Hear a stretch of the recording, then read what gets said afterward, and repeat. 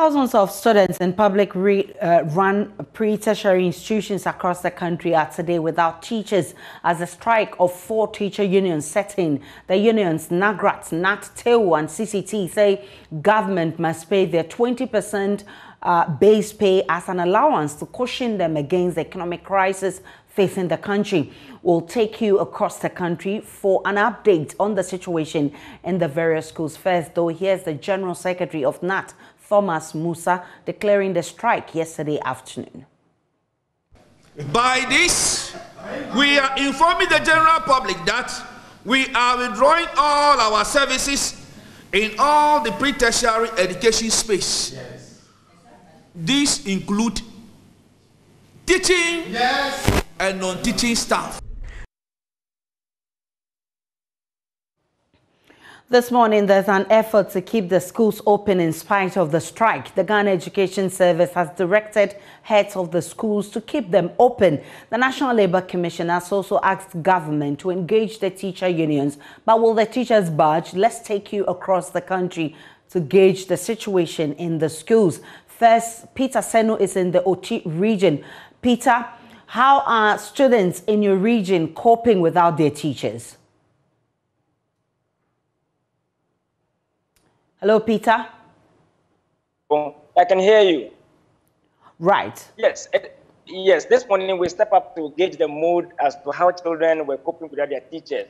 And in fact, earlier today we went across about 7 to 8 basic schools in the region here, KGB to be precise.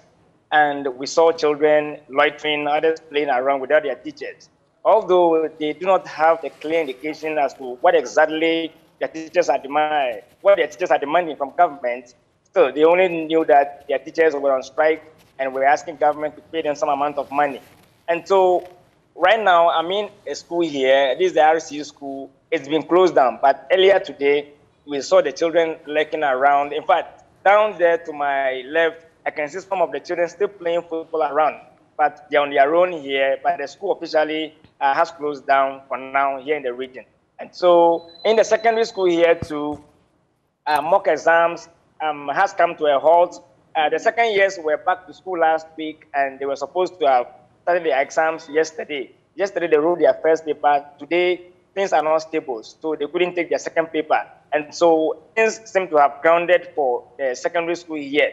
And so virtually schools are closed. I've also been speaking to people who cook for these students, and they are also lamenting the poor sales for today. And we've spoken to some parents also who are calling on government to heed to the call of teachers so that they could return to the classrooms and attend to the needs of their children. And so the strike is still continuing here in the Ashanti region, Aisha. How do the students themselves feel about this?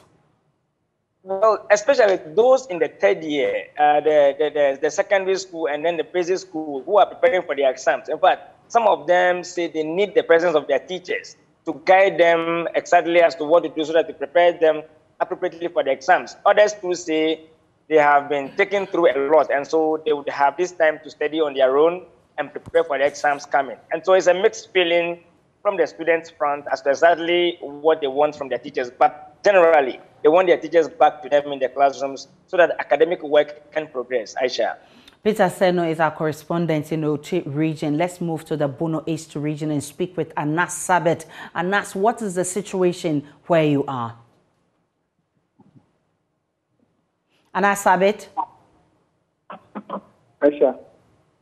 What's the situation in the Bunno East region?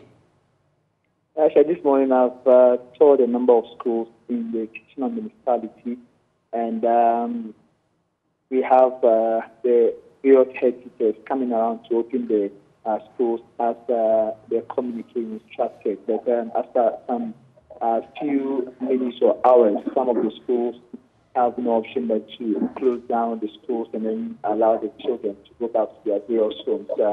I spoke with the headmistress for the Kitchener Islamic Basic School, Madame Christina Ashiyama, who told me for the safety of the pupils, the best option is to let them go back to their homes or their parents, because as a single individual without the absence of the various teachers, there's no way she will be able to handle the number of pupils, who are around 400 within the school. So we monitored also around the Java community senior school where the students were seen loitering about with teachers that are not available to take them through their various academic activities. The teachers believe the situation will, definitely impact negatively on the academic calendar of the schools, and the head teachers are hoping that the strike action will be called off with the shortest possible time. Anna Sabit is in the Bunno East region, to the northern region where Martina Bugri has been monitoring events for us. Martina, is the situation different in Tamale? Martina?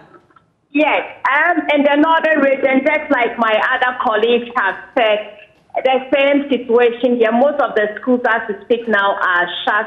You only go and see locked padlocks, and then the security in schools that they have security, schools that they do not have security, it's just very quiet except the tapping of the vest.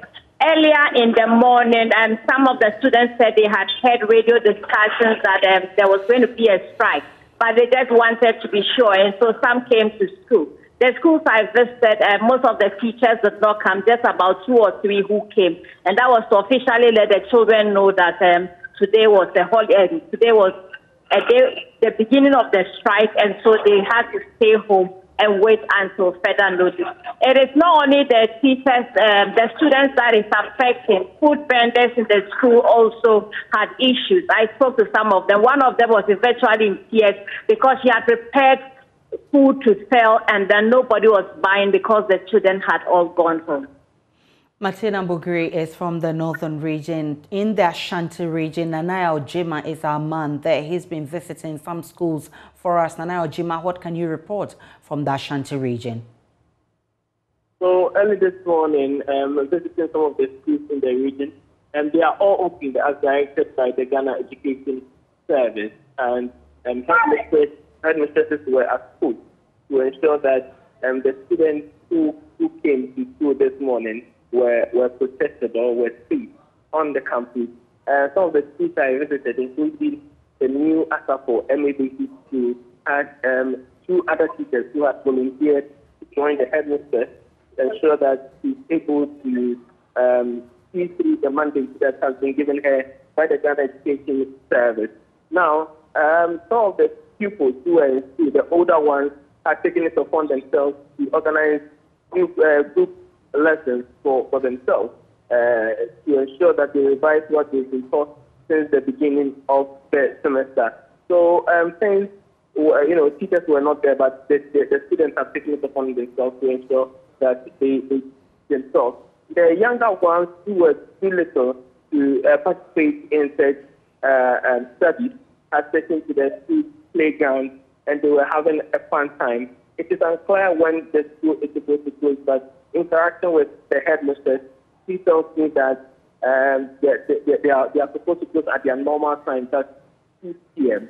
So it means that all the students, even though they do not have anything being on the school premises, will have to wait till 2 p.m.